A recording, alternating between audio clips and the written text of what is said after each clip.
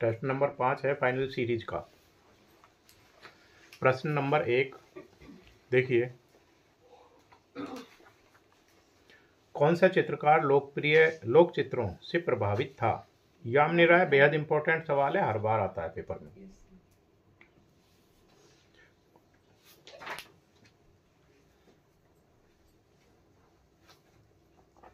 आधुनिक भारतीय चित्रकारों में कौन लोक कला से प्रभावित कलाकार हैं? यामिनी राय। इसमें भी इम्पोर्टेंट सवाल है क्योंकि लोक शैली जो थी ये यामिनी राय की व्यक्तिगत शैली थी। कालीघाट के चित्र किस चित्रकार की प्रेरणा से बने? यामिनी राय। कैसे ये इसमें भी यामिनी राय को गांधी जी ने क्या कहकर पुकारा था? वेरी गुड, राष्ट्रवादी कलाकार कहा था। बेहद इंपॉर्टेंट सवाल है। यामिनी राय ने किस शैली से प्रेरणा ली? कालीघाट पट शैली से। 5 नंबर सवाल है, बंगाल शैली के एक चित्रकार जो सच्चे वैष्णव जन की भांति अपने चित्रों में राधा कृष्ण का ही चित्रांकन करते रहे, वह है कौन? Kshitindranath Majumdar. Very good. N S. Bendre किस विश्वविद्यालय में प्राध्यापक थे? बड़ौदा। खैर सही है। निम्नलिखित समकालीन कलाकारों में से बंगाल शैली का प्रभाव किस पर सर्वाधिक पड़ा? असित कुमार हल्दर पर। निम्न में से उस चित्रकार की पहचान कीजिए जिसने बंगाल शैली से भिन्न शैली में काम किया। गगनेंद्रनाथ टैगोर। खैर सही है। भारतीय कला में पुनरुत्थान किससे आरंभ होता है? बंगाल स्कूल से। गै सही है। बंगाल चित्र शैली इनमें से एक विशेषता के कारण जानी जाती है, वास्ट तकनीक के लिए। खैर सही है। 11 नंबर सवाल है, बंगाल कला शैली किस तकनीक से जानी जाती है? वास्ट तकनीक के लिए। बेहद इंपॉर्टेंट सवाल है, सवाल आएगा पेपर में। Indian society of oriental art नामक संस्था की आधारशिला किस आधुनिक भारतीय चित्रकार ने रखी थी? बेहद इंपॉर्टेंट सवाल है, अवनींद्रनाथ ठाकुर। ईसा के, ये इंपॉर्टेंट सवाल है, 100% आएगा ही आएगा। 12 नंबर, ईसा के जीवन पर आधारित चित्र किस कलाकार ने बनाए? हाँ, यामिनी राय। गै सही है। अवनींद्रनाथ ठाकुर ने शिष्यों में कौन नहीं है? ये 4 शिष्य दिए हुए हैं, इनमें से कौन नहीं है? गोपाल घोष। क्योंकि गोपाल घोष किसके शिष्य थे? डीपी राय चौधरी के शिष्य थे। इनमें से कौन बंगाल शैली का चित्रकार नहीं है? ईश्वरी प्रसाद। कौन थे ईश्वरी प्रसाद? पटना या कंपनी शैली के अंतिम चित्रकार थे। इंपॉर्टेंट सवाल है। निम्न में से किस कलाकार ने बंगाल लोक चित्रों को अपनी अभिव्यक्ति का माध्यम बनाया? यामिनी राय ने। गांधी की दांडी यात्रा किसकी कृति है? नंदलाल बोस। ये भी इंपॉर्टेंट सवाल है। पटुआ चित्र कहां से संबंधित है? कालीघाट। गै सही है। यामिनी राय का जन्म कब हुआ? 1887। क्या सही है? यानी 11 अप्रैल 1887 को हुआ था और 1972 में इनका निधन हो गया था, 24 अप्रैल 1972 को। आधुनिक भारतीय चित्रकला के पितामह कौन थे? अवनींद्रनाथ टैगोर है। बेहद इंपॉर्टेंट सवाल है। प्रख्यात मूर्तिकार चिंतामणि कर निम्नलिखित में से, ये आएगा जरूर 20 नंबर सवाल। प्रख्यात मूर्तिकार चिंतामणि कर निम्नलिखित में से किस ललित कला विद्यालय में प्रधानाचार्य थे? Calcutta college of art. गै सही है। रविंद्रनाथ टैगोर के चित्र किस शैली के हैं? आधुनिक शैली। गै सही है। रवि वर्मा के चित्र का सबसे बड़ा संग्रह कहाँ है? सालार जंग संग्रहालय, हैदराबाद। गै सही है। शकुंतला अवयव किसकी कृति है? इंपॉर्टेंट सवाल है, राजा रवि वर्मा की कृति है। 25 नंबर सवाल देखिएगा। राजा रवि वर्मा जो एक प्रसिद्ध कलाकार थे का जन्म किस राज्य में हुआ था? केरल। 29 अप्रैल 1848 को हुआ था इनका जन्म। रवि वर्मा कहाँ के हैं? केरल के थे। प्रसिद्ध चित्रकार राजा रवि वर्मा का जन्म हुआ केरल। राजा रवि वर्मा का जन्म 1848 में इस संस्था में हुआ, किल्लीमानूर। किल्लीमानूर का अर्थ क्या है? वेरी गुड, तोते और हिरणों की भूमि। राजा रवि वर्मा का जन्म किस राज्य में हुआ? केरल। राजा रवि वर्मा जाने जाते हैं तेल रंग पेंटिंग के लिए। 31 नंबर सवाल है, तेल चित्रण विधि से चित्र बनाने वाले प्रख्यात भारतीय चित्रकार थे राजा रवि वर्मा। तेल विद्या में कार्य करने वाले प्रथम भारतीय चित्रकार थे राजा रवि वर्मा। कैसे है? भारत के आधुनिक चित्रकला में तेल रंगों का प्रयोग सर्वप्रथम किसने किया? राजा रवि वर्मा ने किया। भारतवर्ष में सर्वप्रथम तेल चित्रण करने का श्रेय किस कलाकार को जाता है? राजा रवि वर्मा को ही जाता है। भारत में राजा रवि वर्मा किस कला के लिए प्रसिद्ध हैं? चित्रकला के लिए प्रसिद्ध हैं। 36 नंबर सवाल है, विदेशी चित्रण पद्धति के प्रथम भारतीय चित्रकार कौन थे? राजा रवि वर्मा थे। रवि वर्मा जाने जाते हैं पौराणिक चित्रों के लिए। पौराणिक चित्र कौन से होते हैं? जो पुराणों से संबंधित हैं। राजा रवि वर्मा के चित्र, मान लिया इसका आ जाए रानी लक्ष्मीबाई का चित्र, तो किस में आएगा? ऐतिहासिक में आएगा। गुड। राजा रवि वर्मा के चित्र का विषय और महाराणा प्रताप का? गुड। कई बार चित्र का रस भी पूछ लेता है, अगर रस पूछता है तो वेरी गुड। राजा रवि वर्मा के चित्रों का विषय क्या था? पौराणिक। यूरोपियन शैली से प्रभावित परंतु भारतीय विषयों को चित्रधार मानकर कार्य किया राजा रवि वर्मा ने।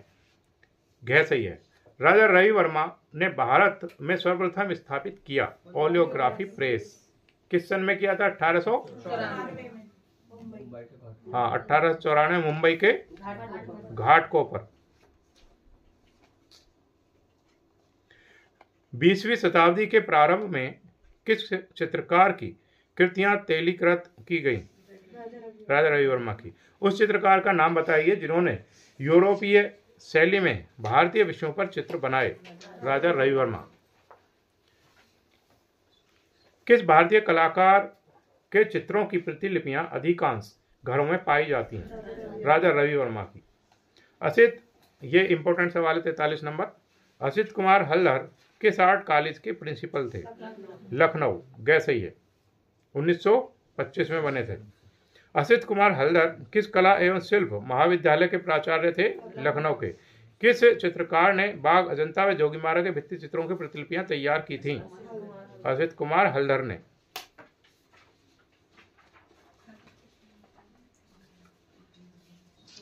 असित कुमार हल्दर जाने जाते हैं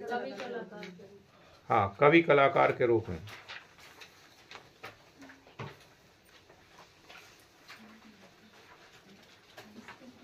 चित्रकार के रूप में भी जाने जाते हैं।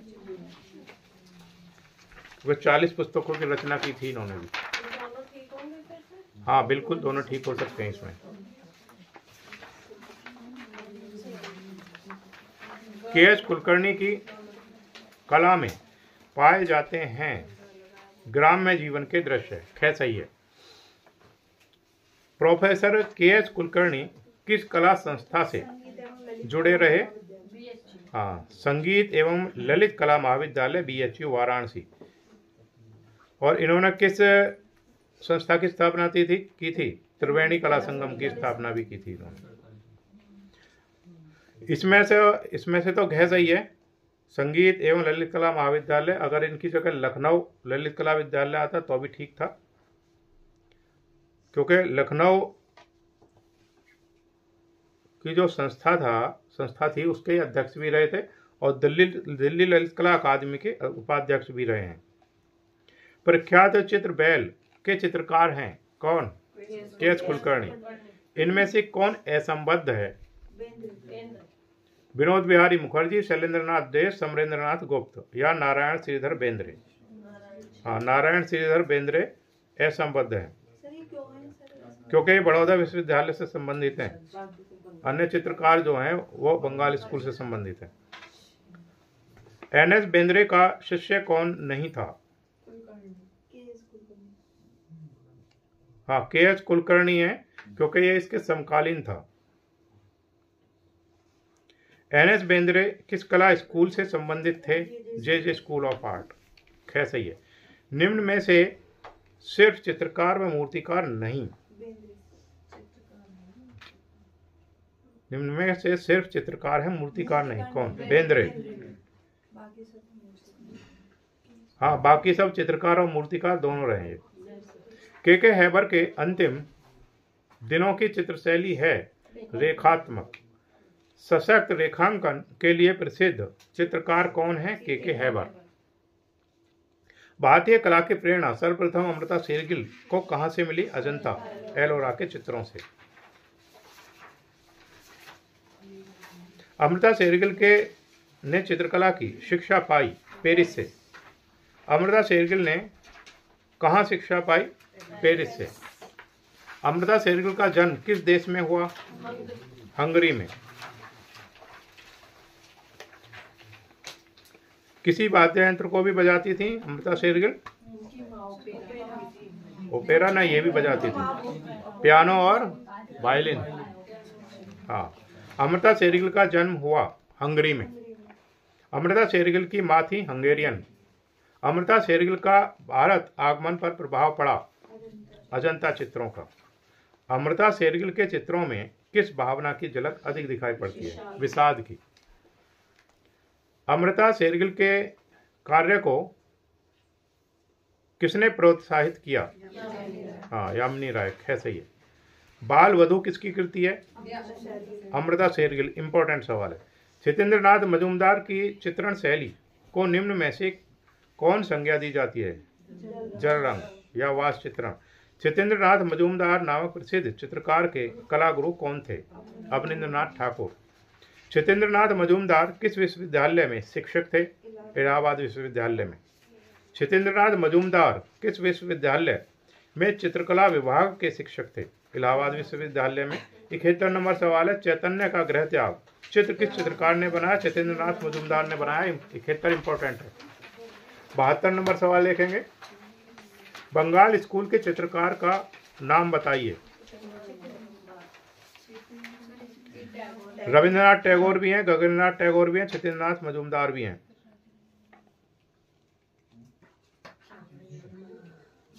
तीनों ही चित्रकार ठीक है। इनमें तीनों में से किसी पे भी निशान लगाया तो ठीक कर देंगे।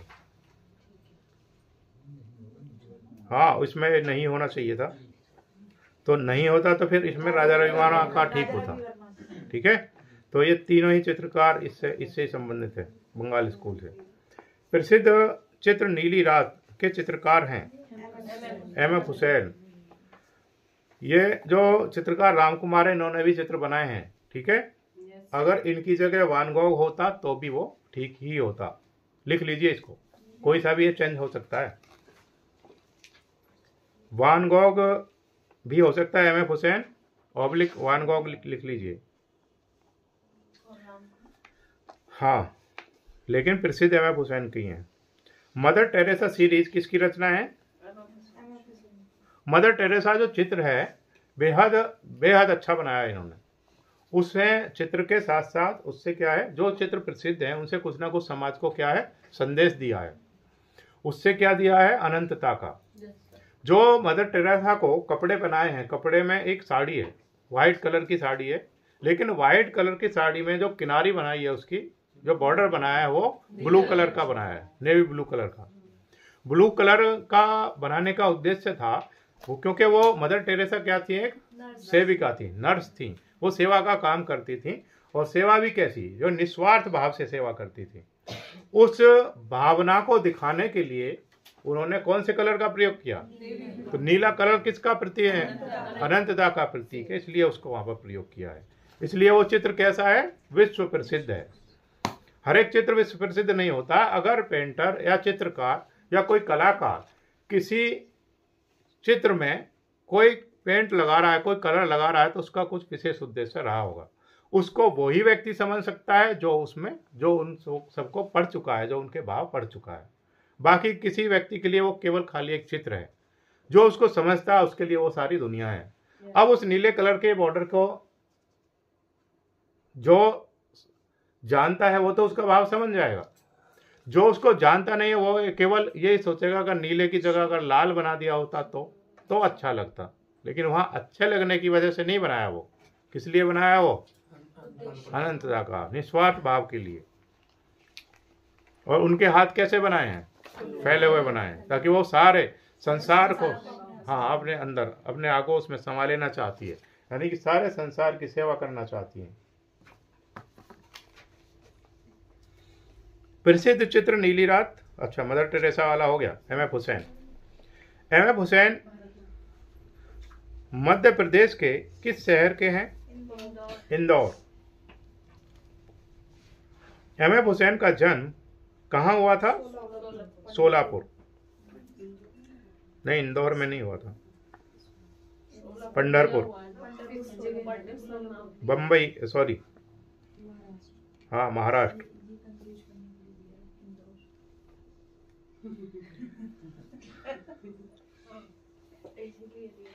भारत के 77 नंबर सवाल है। भारत के एकमात्र कलाकार जो एम.एफ. हुसैन थे, उनका जो जीवन था बेहद संघर्षपूर्ण रहा था।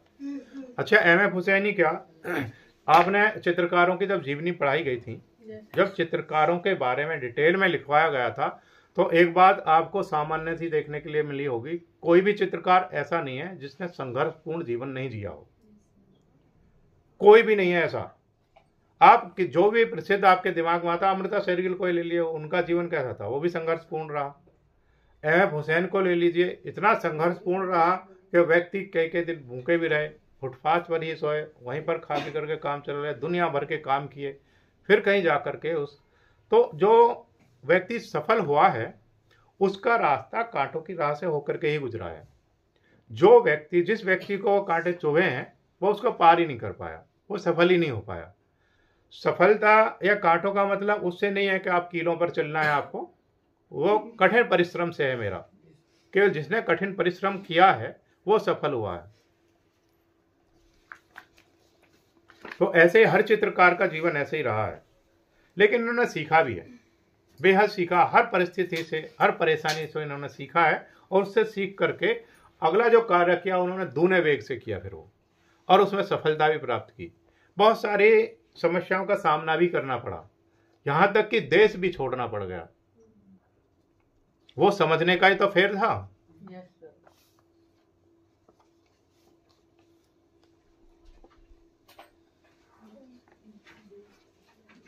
भारत के एकमात्र कलाकार जिनके चित्र पिकासो के साथ प्रदर्शित हुए थे, मकबूल फिदा हुसैन।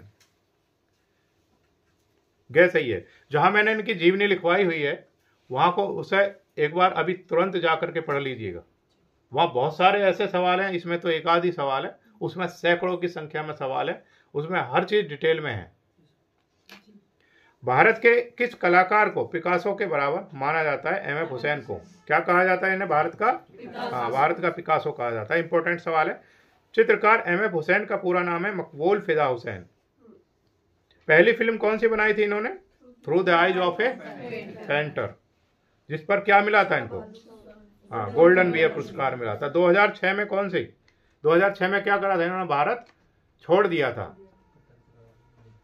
हाँ, 2010 में क्या? कतर की नागरिकता ले ली थी। और 2011 में क्या हुआ? हाँ, वेरी गुड, इनका निधन हो गया था। एम.एफ. हुसैन ने कौन सी फिल्म बनाई थी? हाँ, मीनाक्षी। कौन से सन में? 2004 में। और 2000 में कौन सी बनाई थी? गजगामनी। Very good. किस प्रसिद्ध चित्रकार ने फिल्में भी बनाई हैं? एम.एफ. हुसैन ने बनाई है। 83 नंबर सवाल है। एम.एफ. हुसैन प्रसिद्ध हैं अपने घोड़ा चित्र के लिए। घोड़ा, जमीन को ये मानते हैं, मोनिका, जमीन को मानते हैं केवल। चित्रकार एम.एफ. हुसैन जो जमीन चित्र है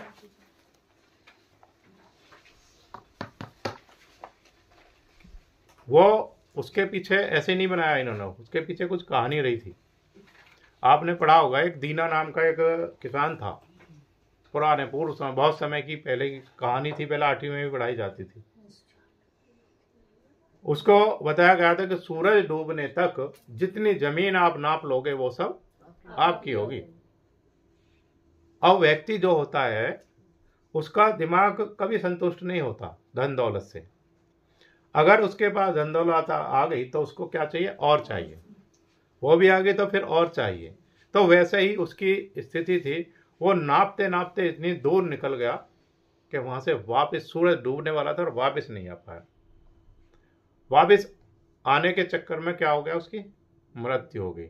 उसको लेकर के इन्होंने जमीन चित्र बनाया था। ऐसे ये मैंने उस समय भी आपकी डिटेल इस चित्र की डिटेल बताई होगी जिस समय ये मैंने लिखवाया होगा। उसमें कोई सवाल मैंने ऐसा नहीं लिखवाया, कोई चित्र ऐसा नहीं बताया जिसकी मैंने डिटेल नहीं आपको बताई। इसलिए मैं आपसे बोल रहा हूँ, जिस समय जो चित्रकार आ जाता है उसी समय उसके बारे में वहाँ पर भी पढ़ लीजिए, और वहाँ पर जो आपको इम्पोर्टेंट लगे उसको इसी में मेंशन कर लीजिए, इसी पर, ताकि एक ही साथ फिर सब रहे। क्योंकि डिटेल आपने पढ़ी नहीं है, अगर पढ़ते तो आप मेरे सामने जवाब दे पाते उसका। इसलिए हम बार बार बोलते हैं सबसे पहले थ्योरी पढ़िए। थ्योरी में 6 महीने हम इसलिए लगाते हैं ताकि उसमें हर चीज़ के आप ज्ञाता हो जाएं। हर एक चीज़ आपके सामने, अगर उसका कोई चित्र आपसे सामने आए, याद भी नहीं है तो आपके नॉलेज में ज़रूर आ जाए कि हाँ मैंने पढ़ा है, इतना कम से कम हो। लेकिन ये तब हो सकता है जब आप निरंतर प्रयास करेंगे। मैंने अभी थोड़ी देर पहले ही बताया था, निरंतर प्रयास करने वाले अभी भी मेरी क्लास में यहाँ पर 4 कैंडिडेट हैं केवल, जिनके कार्यशैली से, जिनके व्यवहार से और जिनके प्रदर्शन करने से मुझे ये पता चल रहा है कि ये रेगुलर उसी लाइन पर चल रहे हैं जो लाइन इनके लिए तय की हुई है। केवल 4 कैंडिडेट हैं अभी यहाँ, जिनको मैं बहुत अच्छे से पहचान पा रहा हूँ। अभी सुधार का समय है, अभी सुधर सकते हैं, प्रयास कर सकते हैं। आपको भी पता है लाखों कैंडिडेट हैं इस बार लाइन में, और प्रॉपर समय मिला है तैयारी का, सब तैयारी में भी लग रहे होंगे। अब उसमें छटने वाले सीटें तो बहुत कम है, अब छटने वाला कैंडिडेट कुछ विशेष होगा। अब विशेष बनने के लिए विशेष प्रयास चाहिए। आपने अभी विशेष प्रयास नहीं करा। अभी कुछ बच्चे हैं उनको छोड़ करके विशेष प्रयास वाले नहीं हैं, सभी सामान्य हैं। जैसे सामान्य सब कर रहे हैं वैसे आप भी कर रहे हैं। 2 महीने का समय है, 2 महीने में आप चाहें तो अपनी किस्मत पलट सकते हैं, किस्मत को बदल सकते हैं, सब कुछ हो सकता है। कौन सा सवाल है? 84। चित्रकार एम एफ हुसैन की किन आकृतियों को उनकी पहचान के साथ जोड़ा जाता है? घोड़ों के लिए, घोड़ों के लिए, गायों के लिए? हाँ, घोड़ों के लिए। ठीक है। भारत माता पेंटिंग किसने चित्रित किया? हुसैन का भी है भाई, रविंद्रनाथ टैगोर का भी है, नंदलाल बोस का है, अवनींद्रनाथ का भी है, राजा रवि वर्मा का भी है। ठीक है।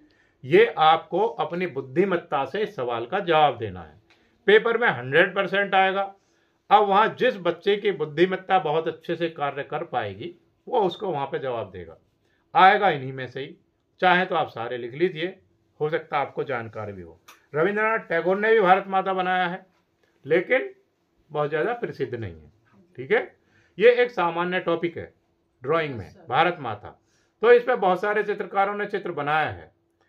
एम एफ हुसैन ने भी बनाया है, क्योंकि एम एफ हुसैन का प्रसिद्ध है और विवादित रहा। विवादित होने की वजह से क्या हो गया, वो प्रसिद्ध हो गया, इसीलिए इस पे हमने निशान लगवा दिया एम एफ हुसैन। लेकिन नंदलाल बोस ने भी बनाया है, और 1905 में अवनींद्रनाथ टैगोर ने भी बनाया है, 1905 में, वो भी प्रसिद्ध है। और राजा रवि वर्मा का भी प्रसिद्ध है। अब हो सकता है इनमें से 3 दे दे उपरोक्त सभी, या इनमें से एक दे जिसका सबसे प्रसिद्ध है, फिर आप उसमें से उस पर निशान लगाएंगे। तो सबसे ज्यादा प्रसिद्ध किसका है? हुसैन का, इसलिए इसमें हुसैन पर निशान लगवा दिया। लेकिन बाकी के जो ऑप्शन है वो भी गलत नहीं है। ठीक है। ऐसे सवालों को हल करते समय हमेशा पेशेंस दिखाइए। ऐसा नहीं तुरंत से आप उसे हल करेंगे। ऐसे अगर गलती होने की गुंजाइश ऐसे ही सवालों में होती है जो सबसे आसान होते हैं, और फिर हमारा दुख भी बहुत ही ज़्यादा होता है। हमें दुख जब हमसे बहुत आसान सवाल गलत हो जाता है, जिसका उत्तर हम बहुत अच्छे से जानते हैं, और वो हमसे गलत हो जाए तो हमें फिर उसका बहुत गलत, क्योंकि वही सवाल हमें 5 साल पीछे खींचता। फिर वो अगर आपने एक टिक लगा दिया, वो हमारी टांग पकड़ करके खींच के ले जाएगा फिर पीछे, और वहाँ छोड़ेगा जहाँ से आपको दोबारा आने में 5 साल लगेंगे। इसीलिए हम बोलते हैं एक एक सवाल को बेहद अच्छे तरीके से आप करिए, उस पर विचार कर लीजिए। जो सवाल चयन बोर्ड 2 घंटे में आपसे हल कराता है, उसे मैं कितने घंटे में, आधे घंटे की प्रैक्टिस करा रखी है। आधे घंटे ही तो लेते हैं, 35 मिनट देते हैं पहले, लास्ट में हम आधे घंटे का समय रखते हैं। लेकिन कुछ बच्चे ऐसे हैं जो 20 मिनट में, 10 मिनट में, 15 मिनट में भी दे देते हैं 125 सवाल। तो हमें ये प्रैक्टिस आधे घंटे में ही लानी है, कंप्लीट करनी है, ताकि आपको प्रॉपर समय मिले पेपर में। जो जितनी प्रैक्टिस करेगा वो इतना आगे बढ़ेगा। एक व्यक्ति एक पेपर को 50 बार पढ़ रहा है, तो उसकी क्षमता ऐसी ही है। जैसे आपने एक नाम सुना होगा, ब्रूस ली। नाम सुना है ब्रूस ली का? नाम बहुत सुना है। चित्रकार थे, क्या थे वो? फाइटर थे। कलाकार थे किसके?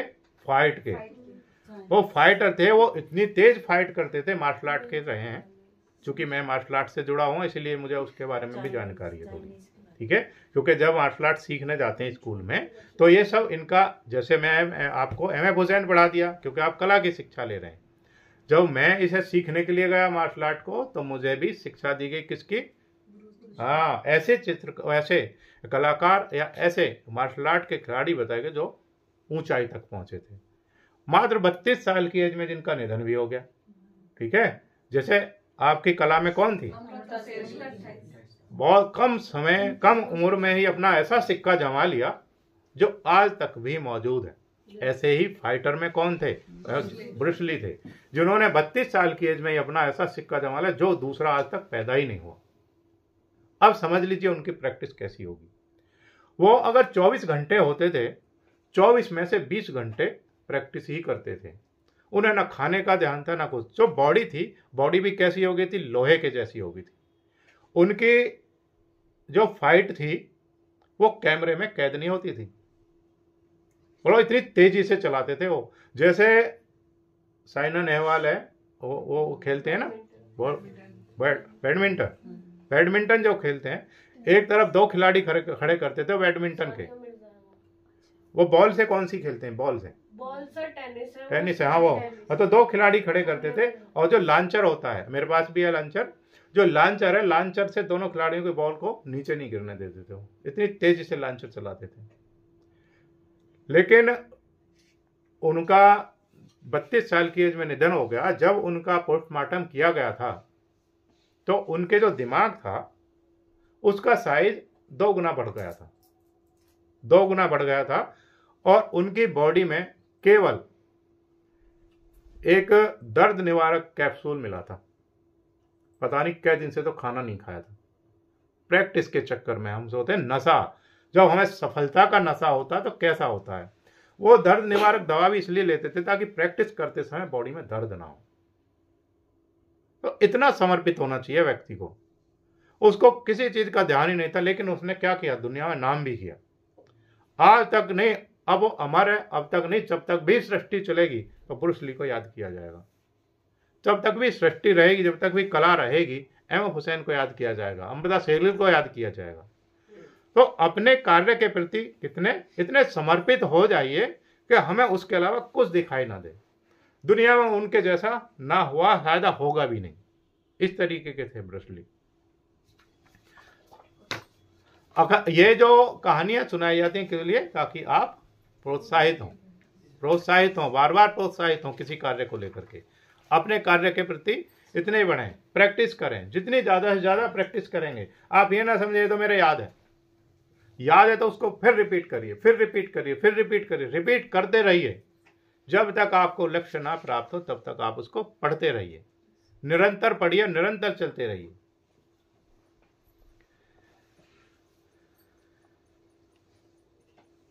कौन सा सवाल है? 86। किसने पेंट किया था लैंप और मकड़ी के बीच? एमएफ हुसैन। प्रसिद्ध चित्र जमीन किसका बनाया हुआ है? एमएफ हुसैन का। बेहद इंपॉर्टेंट सवाल है। एमएफ हुसैन को किस कला धारा के लिए प्रमुख रूप से जाना जाता है? समकालीन और आधुनिक, ये दोनों ही इसमें ठीक है। समकालीन और आधुनिक। मदर टेरेसा किसने चित्रित किया? एमएफ हुसैन ने। ये क्या थी? चित्र श्रृंखला थी। एमएफ हुसैन ने 100 करोड़ का सौदा किया था किससे? स्वरूप श्रीवास्तव से। ठीक, 2004 में। वाइजेंटाइन कला का समय है 4वीं से 15वीं शताब्दी। किस शासक ने वाइजेंटाइन चित्रकला और मूर्तिकला का बनाना रोक दिया था? शार्लेमन। वाइजेंटाइन कला का प्रथम स्वर्णिम युग किस सम्राट का है? जस्टिनियस। गैस सही है। वाइजेंटाइन जस्टिनियन गैस सही है इसमें। वाइजेंटाइन कला का सर्वश्रेष्ठ उदाहरण माना जाता है शांत विताले गिरजाघर में। प्रथम चरण की वाइजेंटाइन कला कहाँ पाई जाती है? हाँ, कॉन्स्टेंटिनोपल में। और इससे संबंधित कुछ कला रावेन्ना में भी पाई जाती है, लेकिन सेकंड नंबर पर है, फर्स्ट नंबर वहीं पर है। अगर ये नहीं आता है कॉन्स्टेंटिनोपल में नहीं आती है तो फिर रावेन्ना में लगा सकते हैं निशान इस पर। 95 नंबर का सवाल है। वाइजेंटाइन कला की सर्वश्रेष्ठ दूसरी बड़ी इमारत है हैगिया सोफिया गिरजाघर। वाइजेंटाइन कला में पीला रंग प्रतीक है स्वर्ग का। मैंने जब वाइजेंटाइन शुरू पहले भी टेस्ट में आ चुका है, वाइजेंटाइन जब पढ़ाया था या पिछले टेस्ट में भी आ गया था, क्यों लगाए जाते थे शीशे? ताकि उनकी सूरज की रोशनी आए। हाँ, सुबह सुबह वहां प्रार्थना करने के लिए लोग कहाँ पर जाते थे? गिरजाघर में। जब सुबह सुबह वहां लोग प्रार्थना करने के लिए जाते थे, जैसे सूर्य उगता है, सूर्य उगने के बाद सूर्य की किरणें कहाँ पर पड़ेंगे? वो उनमें लगे हुए शीशों पर, जो शीशे लगे होते हैं ना, खिड़कियां कैसी हैं? कलर है, कलरफुल है, जो ऐसे नहीं है विभिन्न ऐसे कोई भी कलर लगा दिया हो, हर कलर महत्व के अनुसार लगाया है। तो उन कलर पर जब कांच की खिड़कियों पर सूर्य की रोशनी आकर के पड़ेगी तो वो कहाँ से परावर्तित होगी? परावर्तित होकर के किस पे पड़ेगी? जो वहां पर हाथ जोड़कर प्रार्थना कर रहे हैं चर्च में, जिन पर वो प्रार्थना करते समय सूर्य की किरणें उससे परावर्तित होकर के पड़ेंगी, तो तब उनको ऐसा महसूस होता है कि भगवान यीशु हमें साक्षात आशीर्वाद दे रहे हैं। वो इसलिए बना रखी है उन्होंने। वाइजेंटाइन कला की विशेषता है मोज़ेक भित्ति चित्रों। 99 नंबर सवाल है। वाइजेंटाइन कला में छतों और दीवारों को किस विधि से अलंकृत किया गया है? मणिकुट्टिम। मणिकुट्टिम किस शैली की देन है? वाइजेंटाइन की। निम्नलिखित में से कौन सी शैली में रंगीन कांच की खिड़कियों की कला अस्तित्व में आई? वाइजेंटाइन और गोथिक दोनों ही ठीक हैं इसमें। कला में आकृतियों के चित्रण का निषेध क्या है? वाइजेंटाइन कला। खे सही है। मोज़ेक कला संबंधित है वाइजेंटाइन कला से। 102 का तो ईसाई कला है ना। कला में आकृतियों के चित्रण का निषेध किया गया है ईसाई कला में।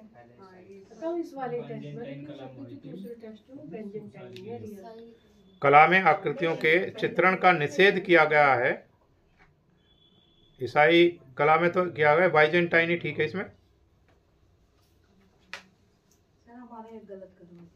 अच्छा, मोज़ेक कला संबंधित है वाइजेंटाइन कला से। वाइजेंटाइन कलाकारों द्वारा निम्न में से किस प्रकार की विषय वस्तु चित्रण हेतु चुनी गई है? धार्मिक।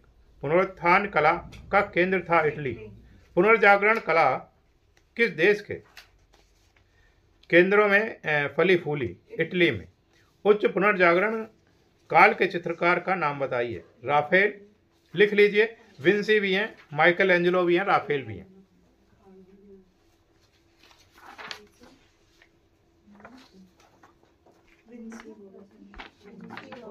माइकल एंजेलो और राफेल तो है ही हैं।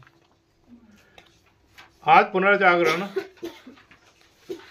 का महान चित्रकार कौन था? 108 नंबर सवाल है। जियोत्तो। पुनर्जागरण कला का शिखर काल है 1500 से 1527। प्रारंभिक पुनर्जागरण काल का सर्वाधिक प्रसिद्ध चित्रकार था मसाचो। क्या सही है? प्रारंभिक पुनर्जागरण काल की डेविड की मूर्ति का मूर्तिकार था दोनातेलो। बैरोचियो भी है, ठीक है, अगर ये नहीं आता तो। स्वर्णकार मूर्तिकार भी था, इसकी भी डेविड की मूर्ति प्रसिद्ध है। गोथिक युग का चित्रकार जिसके चित्रों में पुनर्जागरण काल की चित्रकला को जन्म दिया, जियोत्तो। यूरोप की प्रारंभिक पुनर्जागरण युग की कला का समय है 1420 से 1500। फ्रांस एंजेलिको किस शैली का चित्रकार था? पुनर्जागरण का। गैस सही है। कला के कुलीन व्यक्तित्व, मौलिकता का अंकन तथा आध्यात्मिक जीवन में धर्म के क्षीण प्रभाव के कारण कला में व्यक्तिवादिता किस काल में देखने को मिलती है? पुनरुत्थान काल में। भारतीय कला के पुनरुत्थानवादी आंदोलन के प्रतिष्ठाता कौन थे? ई.वी. हेगड़े एवं अवनींद्रनाथ टैगोर। चरम पुनरुत्थान कालीन वेनिस का प्रथम मुख्य चित्रकार किसे कहा जाता है? किसको कहा जाता है? जॉर्जियोन को। इसे जॉर्जियोन कर लीजिए, गे लिख दिया है।